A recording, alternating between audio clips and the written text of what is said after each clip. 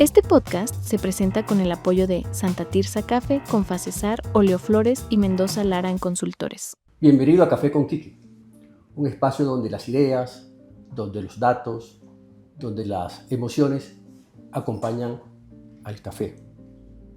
Hoy arrancamos esta aventura con Juan Daniel Oviedo. Sorpresa política, sorpresa electoral en las pasadas elecciones territoriales. Quedó en segundo, candidato presidencial. Distinto a lo tradicional, porque no viene de la tradición política, viene de los datos, viene del rigor técnico, viene de la evidencia. Así está conformando su relato y su discurso. Bienvenido, Juan Daniel, a Café con Quique. Bueno, no, Enrique, muy contento de estar formando parte de este proyecto tan relevante en este momento. Y es que necesitamos fomentar esos espacios de conversación.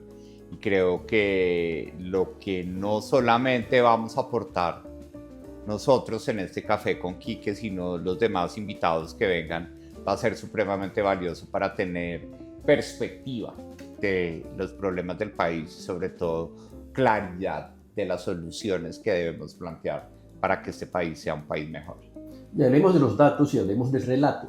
Se dice que el relato elige elecciones y con datos se gobierna. Tú eres un hombre de datos. Tienes el desafío de convertir también el dato en relato. Decime cuál va a ser el eje de tu relato en la próxima campaña que se avecina. Bueno, pues yo creo que no se trata de hacer relato con los datos, pero sí queremos que la evidencia sea motivo de unirnos alrededor de algo que debe suceder en Colombia y es las soluciones a los problemas. ¿Sí? Entonces, para nosotros, los datos consolidados en la evidencia van a ser una herramienta clave para poderle hablar claro a la gente y decir, mire, estos datos o esta evidencia confirma que tenemos un problema sistémico de informalidad y aquí está la solución. Esta evidencia confirma que el país no tendrá futuro si no retomamos la explotación minero-energética y esta es la solución. Entonces, yo creo que hay que poner a los datos y a la evidencia en el lugar que son y es el punto de toma de decisiones y no las narrativas políticas, porque tristemente la gente cree que el dato mata el relato, pero a este país le salió alguien que hace relatos con los datos. Es decir, que cuenta historias que no son verdaderamente fidedignas de la realidad a partir de los datos. Inclusive hay relato contra dato, es decir, que niega los datos. Y eso también se da un poco por la polarización del país. Mira, por ejemplo, pero también por la ideologización en que está el mundo entero. Y mira lo que ha costado eso, porque hay ejemplos claros desde hace poco, con el tema del COVID. El COVID-19, la pandemia, tenemos un Trump de derecha en Estados Unidos, tenemos un Bolsonaro, también aquí en Brasil, pero también tenemos un AMLO en México, que contra los datos daban un relato que nos causó muertes. Se dice también de que el que gobierna es para hacer y la oposición es para decir. Pero aquí se han trastocado las cosas, se han trocado las cosas. Aquí hay relato en el ejercicio de gobierno sin datos o contra datos y el gobierno no hace sino que dice. Toma el ejercicio de la oposición. ¿Cómo sería tu gobierno en caso de ser presidente de la República? Bueno, Enrique, chévere ese elemento. Y es que sí, hablar es muy fácil. ¿Sí? Hablar es muy fácil. ¿Sí? Es muy fácil también sesgar a la gente a partir de lo que hablamos, sobre todo en un país tan presidencialista como es Colombia, ¿sí? En donde cada vez más la calle a mí me confirma que lo que dice el presidente tiene un valor importante para la ciudadanía. Obviamente somos muy pocos las personas que tenemos la posibilidad de pasarle filtro a todo lo que dice el presidente, pero en Colombia la voz del presidente es una voz legítima y una voz que la gente escucha. Entonces eso preocupa muchísimo porque eso puede llevar a que tengamos nuevamente unas elecciones en 2026 con la gente confundida o con la gente miedosa. Cuando hablas de miedo, ¿cuál crees que va a ser la emoción que va a reinar o que va a prevalecer? ¿O qué tipo de emociones va a prevalecer en la campaña del año entrante? ¿El miedo, la indignación, el odio? Porque hay poca esperanza o una historia para compartir. ¿Tú qué vas en tu relato, en tu narrativa, a venderle a Colombia? Bueno, yo creo que lo que nosotros queremos meterle a esto son ganas, ¿sí? Porque tal vez tenemos que reconocer que el liderazgo, desde el punto de vista de su influencia en la construcción de relatos del presidente Gustavo Petro, ha sido por las ganas de hacer de Colombia lo que él quiere, no lo que nosotros necesitamos. Entonces nosotros sí queremos meterle a esa campaña ganas de servir, ganas de que nuestras actuaciones y nuestras decisiones pongan en primer lugar a la gente y no lo que yo crea o lo que yo considere es lo más conveniente para el país. Porque vamos a tener un país que técnicamente va a estar contaminado por un sentimiento de agravio, es decir, como de rabonada, como decimos en Bogotá, de la gente, de ver que pasan problemas y que nadie los resuelve, de que a los políticos no les pasa nada, de que la justicia no funciona, de que el hambre sigue siendo parte del pan de cada día de nuestro país, y un presidente que se hizo gobernar con cifras del hambre no está resolviendo este problema. Entonces necesitamos que el tono sea de esperanza, pero no de, ay, cojámonos de las manos y oremos, ¿sí? O unámonos alrededor de un propósito común. Es la esperanza que genera la certeza de que hay cosas que pueden pasar y que esas cosas que pueden pasar pueden ser el resultado de hacer la política bien y de hacer las cosas bien. De lo que dices, deduzco que tu campaña no va a estar centrada en el antipetrismo, sino que va más allá. Lo va a trascender. Vas a hablarle de los problemas a la gente, de lo que acabas de decir, del hambre. El año pasado hubo más de 14 millones de personas con inseguridad alimentaria, o de la informalidad laboral, que es una trampa de la pobreza, o de los problemas de la salud, o de lo que quiere el territorio. Lo que tengo entendido es que tu campaña se va a centrar no en el antipetrismo, va más allá, es a solucionarles a los problemas de la gente. Porque entre otras cosas, el voto también es muy territorial. Hablarle, por ejemplo, a la gente de Bogotá, o a la gente de Medellín, o a la gente de Valledupar, que es mi tierra, que quiero que ahora hablemos un poco del Cesar y de la Guajira y del Magdalena, sobre el tema minero energético. ¿Cuáles son sus problemas? ¿Y cómo los vamos a solucionar? Exacto, porque yo creo que eso que tú mencionas, Enrique, es muy valioso y es, hoy yo estoy convencido que el antipetrismo es el que está atornillando al presidente allá arriba, ¿sí? Yo creo que a Colombia le está saliendo caro el haber empezado a gritar fuera Petro desde tan temprano, ¿sí? Porque en Colombia, por más de que todos sufrimos matoneo en el colegio, tenemos un sentimiento y es que a nadie en promedio le gusta que se la monten a las demás personas, ¿sí? Entonces, ese antipetrismo tan visceral que vemos en las redes sociales y en los medios de comunicación hoy, lo que está reflejando es un sentimiento o una oportunidad para que el presidente se victimice y diga a las clases populares, es que no me dejan hacer, ¿sí? Es que yo quiero pero no me dejan hacer, ¿sí? Y eso se escucha cuando nosotros vamos a Buenaventura o vamos a Sincelejo o vamos a Pasto. La gente dice, aquí la gente dice que en Bogotá no están dejando hacer las cosas al presidente. Entonces nosotros no queremos ser una propuesta antipetrista porque antipetristas hay mejores.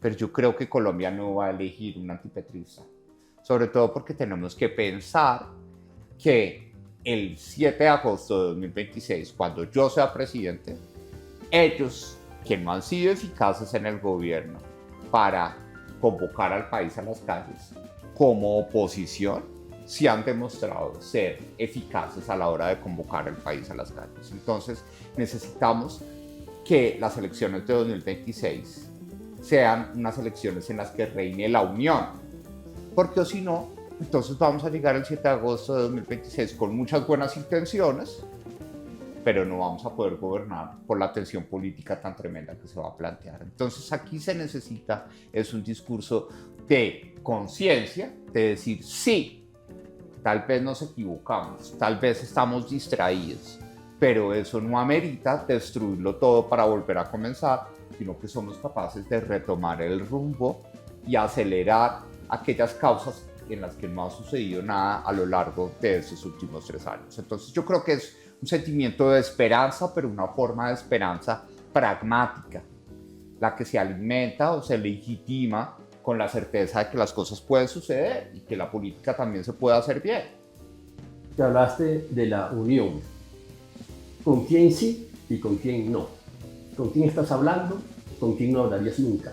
Bueno, yo creo que la unidad política de caras al 2026, porque yo también creo que, por supuesto, la gente ya está cansada de la polarización, del odio, del estrés, y eso de una u otra manera también está incidiendo en la salud mental de las personas por una política catastrofista. De hecho, un amigo me dijo hace poco en la ciclovía que permanecía estresado cada vez que veía los tweets de un gobernante, del presidente. Entonces es un ambiente de estrés, de división. ¿Con quién sí, con quién no hablarías y tú dirías de cara a la campaña del 2026? Bueno, chévere esa pregunta. ¿Y nosotros qué creemos ahí, para ser supremamente sinceros, Enrique? Que primero, estamos en una campaña atípica, ¿sí? En el sentido en que empezó bastante antes, ¿sí? Estamos en los meros inicios de esta campaña y ya hay, como dicen jocosamente, hay más candidatos que votos. ¿Sí? Tenemos una lluvia de candidatos. Y eso significa que más que decir, ay, vamos a fracasar porque hay muchos candidatos y nadie se quiere unir y todo el mundo está pensando en sus vanidades personales, creo que tenemos que conocernos. Por eso, más que con quién sí, sabemos hoy con claridad con quién no. ¿Con quién no? Los extremos no. Cualquier representación de un discurso ideologizado que vaya hacia los extremos, no, porque ganar es nuestro propósito, pero el fin no justifica los medios. Y honestamente, desde el primer día le hemos dicho a la gente, los problemas no tienen color político. Y los problemas no pueden ser trofeos de los que se apropia o la derecha o la izquierda. Los problemas deben ser soluciones. Y las soluciones deben mejorarle la vida a las personas que están sufriendo problemas como hambre, informalidad o inseguridad en el país. ¿Con quién no? Tampoco con esas personas que encuentren que el fin sí justifica los medios y que simplemente han demostrado a lo largo de su historia política que ganar es lo más importante, no importa con quién. Para nosotros es importantísimo ganar, queremos ganar, pero también es muy importante con quién. Yo creo que como esto empezó antes, vamos a tener la oportunidad, y eso es lo que yo le pido a la gente que me ve y me escucha en este momento, y es que tienen que permitir que nos conozcamos, que interactuemos desde nuestras causas o desde nuestros activismos políticos para ver cómo en el camino es como en el colegio, ¿sí? Entramos todos y empezamos a ver quién se cae bien con el otro, qué propósitos comunes tienen y podemos tener un escenario de convergencia. Pero pedir que hoy solo haya 3 candidatos en el tarjetón porque si no Colombia va a fracasar, creo que no es el camino sano de la democracia. Lo que sí tenemos claro en la entrada es con quién no, lejos de extremos, con personas que quieran sobre todo más que rendir cuentas, buscar culpables, que esos hay muchísimos en el vacío político que está iniciando en ese momento en el país. Para cerrar este momento del podcast, te escribes por firmas. Por firmas. ¿Vas a llevar lista a Senado? Vamos a llevar más adelante. Hoy vamos, justamente el momento de grabar este podcast, estamos en el proceso de inscripción de nuestro movimiento para las firmas para la presidencia y en unas semanas estaremos radicando nuestro proyecto de Con Toda por Colombia desde el Congreso de la República, con una lista al Senado y con una lista a la Cámara de Representantes por Bogotá, y vamos a recoger las firmas por ellos. Excelente, son 700.000 firmas válidas de aquí a noviembre. 630.000 que hay como plazo máximo para entregar el 17 de diciembre. El 17 de noviembre son las del Congreso y el 17 de diciembre las de la Presidencia. Okay, muchas gracias, Juan Daniel. Y ahora quiero conocer un poco más de la persona, porque uno no solamente elige programas de gobierno, sino personas, caracteres, talantes, taras, miedos, psiquis, también sueños. ¿Qué miedo tenés tú? ¿Cuál es tu principal miedo? Ya en lo personal. ¿Mi principal miedo? Sí. Que es uno que cargo desde chiquito con mi historia personal, y es el miedo a que no me crean. Tal vez como toda la historia de mi familia, como que nunca pude lograr como que mi papá me expresara: yo creo en usted, lo voy a apoyar.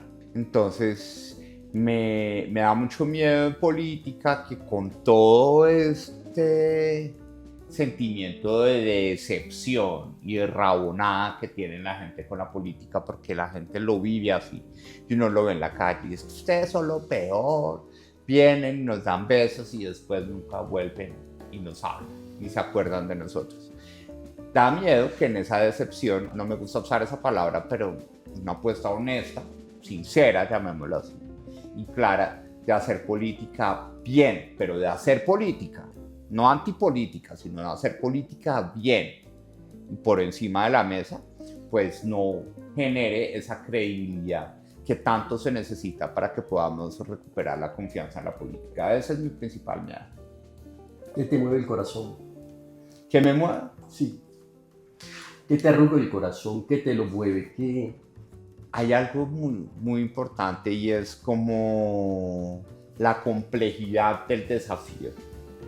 Es decir, yo siento que a mí me emocionan las cosas complejas, porque me parece súper productivo ese escenario. Uno, para ser útil, y dos, para demostrarme a mí mismo las capacidades que tengo para encontrar soluciones a los problemas complejos. Entonces es algo que me mueve. Tal vez eso es lo que me motiva muchísimo en mis historias de amor, cuando las historias de amor son difíciles. Eso también me mueve en el trabajo, que todo el mundo dice: ay, pero usted está todavía muy chiquito, apenas aspiró a la alcaldía, ahora a la presidencia, pero lo que está pasando hoy en el país es supremamente también desafiante para poder tener una propuesta clara, y es lo que queremos hacer nosotros en este momento. ¿Crees en Dios? Sí, yo creo en Dios. Yo tengo una vivencia muy sentida de mi catolicismo. No soy la persona que va a misa todos los domingos ni que se confiesa periódicamente, pero sí busco en la oración ese espacio de reflexión para poder asumir las cosas también como llegan. A veces el cerebro se queda con lo que uno puede hacer o lo que uno puede cambiar, pero a veces el cerebro falla en asumir las cosas como son y como llegan. Y ahí es donde mi espiritualidad y sobre todo mi catolicismo me ayuda a decir: venga, la humildad nos tiene que ayudar a entender que si eso está pasando, hay que asumirlo tal y como está pasando. Muchas gracias, Juan Daniel, porque tendemos, y para eso está este momento del podcast, que detrás del liderazgo también hay una historia humana. Hay conflictos, hay aciertos, hay fracaso. Y ahora quiero que abordemos, ya para cerrar un poco, tres temas urgentes. El de la salud mental, el de la informalidad laboral y de la inseguridad alimentaria. La ansiedad y la depresión están aumentando. Lo dice la OMS, lo dice el DANE, donde tú también estuviste. El DANE reporta el 35% de los colombianos sienten depresión con frecuencia. La OMS dice que los casos crecieron entre el 25 y el 30. Invamer igual. Causas: la incertidumbre política, la violencia, la polarización, la crisis económica, la narrativa catastrófica de los líderes y de los medios. ¿Cómo construir una narrativa que no solo dañe, sino que sane? Yo creo que el país necesita y nosotros necesitamos sanar desde la salud mental. Bueno, yo creo que ese tema que tú tocas es clave y yo creo que es la pandemia del presente. ¿Sí? Y la pandemia de COVID-19 le subió el nivel a la conversación alrededor de la salud mental. ¿Sí? La sacó del tabú que existía en nuestra sociedad prejuiciosa y la puso a hablar como un problema de salud pública. Sin embargo, lo que tenemos hoy en nuestro sistema de salud es prácticamente nada de lo que necesitamos en materia de gestión de salud mental. Sobre todo porque está claro, Colombia tiene una ley de salud mental. Está la prevención, la mitigación y la atención integral e integrada. Miren, todo está definido, la ley está listica para que la hagamos. Prevención, mitigación, atención integral e integrada de salud mental. Yo creo que esa es una oportunidad para reconstruir nuestro sistema de salud y es la propuesta que nosotros estamos haciendo, sobre todo porque la violencia intrafamiliar, que también está crecidísima de forma exponencial en todas las ciudades del país, es un marcador directo de las problemáticas de salud mental y eso requiere que seamos mucho más audaces a la hora de tener apuestas que usen la tecnología, que usen el deporte y la cultura como una forma de cohesión y sobre todo que prevengan que la política sea un problema para la salud mental de los habitantes del país. ¿Sí? Porque hoy, como tú lo decías en una de tus preguntas, hoy la gente dice, Dios mío, escuché al presidente del Consejo de Ministros y quedé mal, me pasa a mí. ¿Sí? Porque no puede ser que tanto odio en el discurso sea simplemente una forma de alguien de librarse de esos pensamientos y dejárselos tirados al resto del país con una angustia y una zozobra de no saber cómo vamos a resolver nuestros propios problemas. Entonces yo sí creo, y dentro de la estructuración de nuestro programa de gobierno, la salud mental juega un rol súper importante y nuestro compromiso es que en esta participación en política, en la que no queremos ser el discurso de odio antipetrista, pues vamos a hacer una contribución, ojalá ejemplificante, a que podemos hacer política sin odio y que eso pueda ayudar a mejorar la salud mental de todos los habitantes del país. La informalidad laboral. Paul Collier dice que los países pobres tienen unas trampas. Yo creo que nosotros, Colombia, coincidimos en dos, que es el tema del conflicto y que es el tema del mal gobierno. Yo agregaría dos más, la política del decrecimiento y la informalidad laboral. La informalidad laboral está más, esos datos lo sabes tú más que yo, como del 54%. El último dato de hace unos días, 55% a nivel nacional. A nivel nacional. La rural, creciendo. El 90%. Cesar, Valledupar, Riohacha y Sincelejo, 65%. Son economías que se mueven alrededor de la informalidad y la formalidad es un ciclo de la pobreza que no te permite ni acceder a servicios públicos, ni te dan igualmente estabilidad laboral o estabilidad de ingresos, 65% de informalidad laboral en Valledupar, en Riohacha, en Sincelejo, donde la economía se mueve alrededor del mototaxismo, de la arepa, de la venta ambulante. ¿Cómo romper esos ciclos y comenzar a que las ciudades creen valor?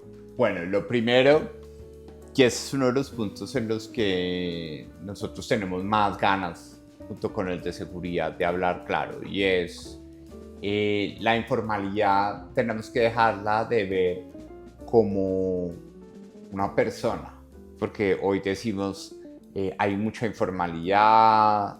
La informalidad son personas, son casi 12 millones de personas Que están en el rebusque. que viven de manejar moto, de vender fritos, de trabajar en una peluquería, incluso muy pocos de trabajar en el campo, porque hoy es muy poca la gente que vive en las zonas rurales del país, solamente una cuarta parte de la población.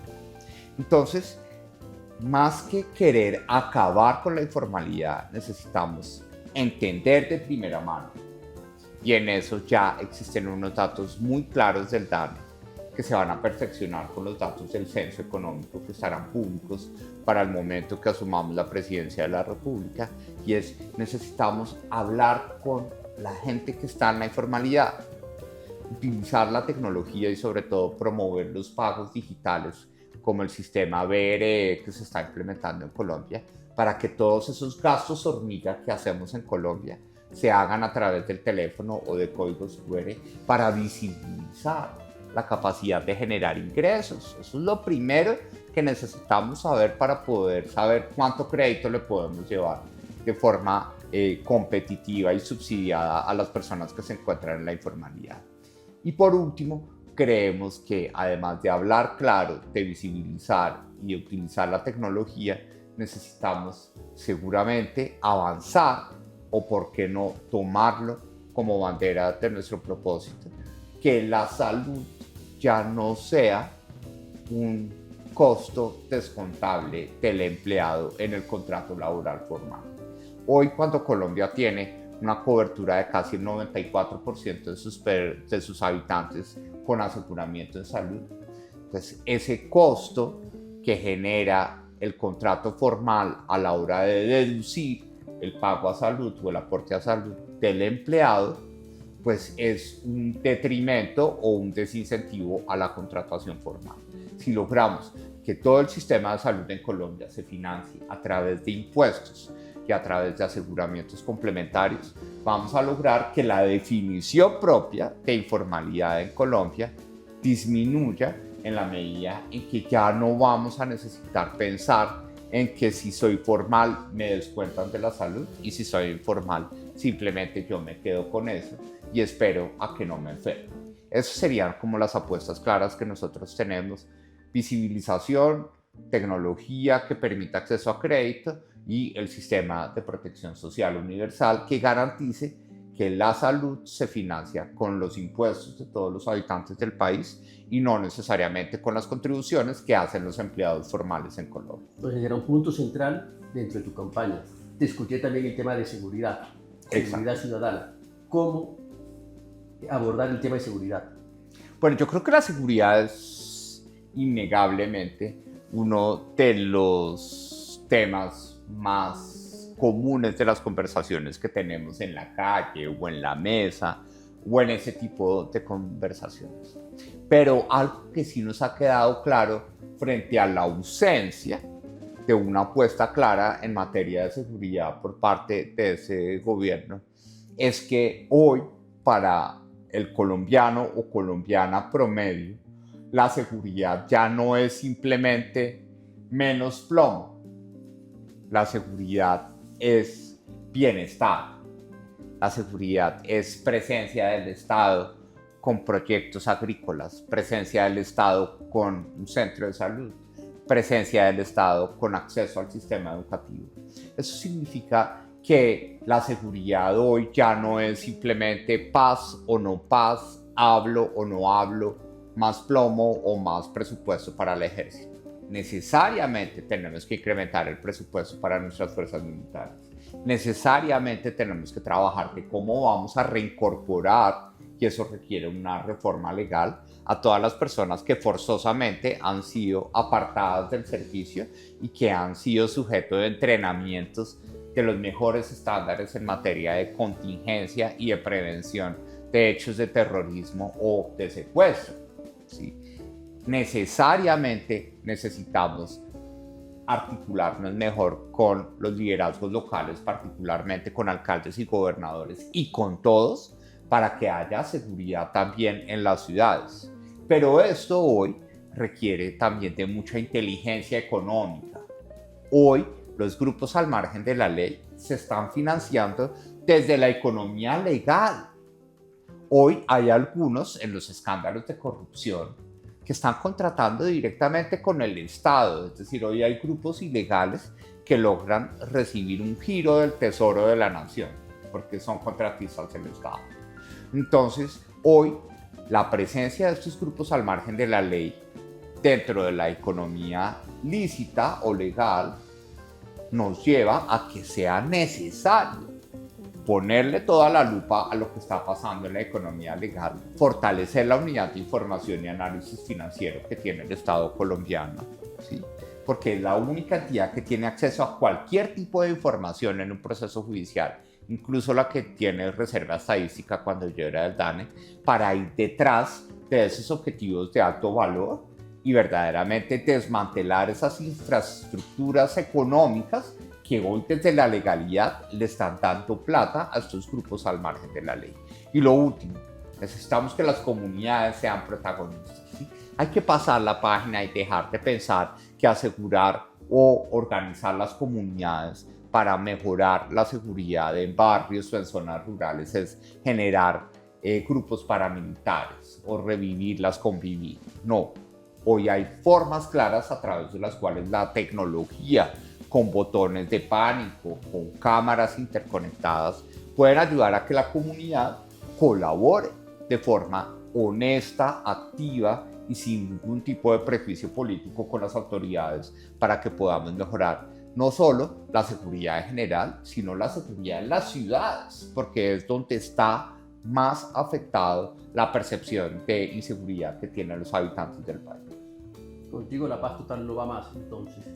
No va más hasta que nosotros inmediatamente lleguemos, o en primera o en segunda vuelta, hagamos el llamado público a que estos grupos al margen de la ley digan y le digan claritico a todos los colombianos y colombianas si tienen voluntad y que digan sí o no. Si dicen que sí, seguiremos teniendo conversaciones que nos lleven a la paz, pero no de esta forma, sin método, como ya lo han dicho algunos actores políticos de la paz total, o con esta forma hipócrita que vuelve a ser la paz total, sino con un método y con una disciplina que nos permita cumplir ese propósito que quiere el país. Es que haya paz, pero no simplemente como la ausencia de plomo, sino como bienestar y desarrollo en todas las regiones del país. Ya para despedir el podcast, Juan Daniel, quisiera que diera su mensaje a la costa caribe colombiana. ¿Qué esperaría la costa caribe colombiana? Cesar, Guajira, Magdalena, Atlántico, Córdoba, Sucre y San Andrés de ti. ¿Qué puede esperar la costa de Juan Daniel? Bueno, pues pueden esperar un cachaco comprometido con voltear esta triste historia del Caribe colombiano, que es la que nos abrió las puertas al desarrollo y hoy es la región más empobrecida dentro de los contextos urbanos del país. No puede ser que la infraestructura que nos abre las puertas al resto del mundo, que genera la energía térmica, que tiene los proyectos manufactureros de mayor incidencia junto con los que están en el Valle del Cauca, en el Pacífico, y tengamos que hoy sea la región con mayores problemas de insuficiencia alimentaria y con los mayores problemas de pobreza. Entonces, queremos ser coherentes con el Caribe colombiano. Queremos que San Andrés se convierta en un centro de entrenamiento de nuevas tecnologías para todos los territorios insulares del Caribe continental. Queremos que el Cesar sepa cuál va a ser su transformación productiva después del fin del carbón. Queremos que La Guajira entienda que las apuestas turísticas no van a poder existir hasta que haya agua. Queremos que el Magdalena entienda que debemos resolver esos cuellos de botella de carácter agropecuario para que verdaderamente la sabana del Caribe sea una fuente de productividad agropecuaria para todo el país. Entonces, queremos, o el Caribe colombiano puede esperar de mí como presidente, pues un cachaco que respeta este dolor que le genera a los habitantes del Caribe, que son los que más han trabajado por el desarrollo de largo plazo del país y los que hoy enfrentan mayores problemáticas, sobre todo quienes viven en los entornos urbanos. Y obviamente, pues esperarán un presidente amoroso de la cultura caribe, que le gusta el vallenato, que le gusta la expresión cultural que se encuentra en el Caribe y que seguramente en esa expresión cultural también vamos a encontrar una oportunidad de unir al país, porque lo necesitamos, sobre todo en este momento que estamos viviendo actualmente en nuestro país. Gracias, Juan Daniel, por esta charla honesta, llena de matices. En Café con Quique no buscamos verdades absolutas, sino voces que nos ayudan a entender, a escucharnos, a conocer más nuestro país. Recuerden que pueden escucharnos en todas las plataformas y hasta el próximo sorbo, porque un buen café, como una buena idea, siempre invita a quedarse un rato más. Bueno, Café con Quique, muy Café bien, con salud, Quique. eso. No. En el corazón de cada hogar, en cada rincón donde el compartir y la alegría se encuentran, hay un ingrediente que brilla con luz propia. Se llama Oleoflores. Por más de medio siglo, Confacesar ha sido el brazo social de la clase media trabajadora de nuestro departamento. Hemos acompañado el crecimiento de las familias afiliadas con servicios sociales.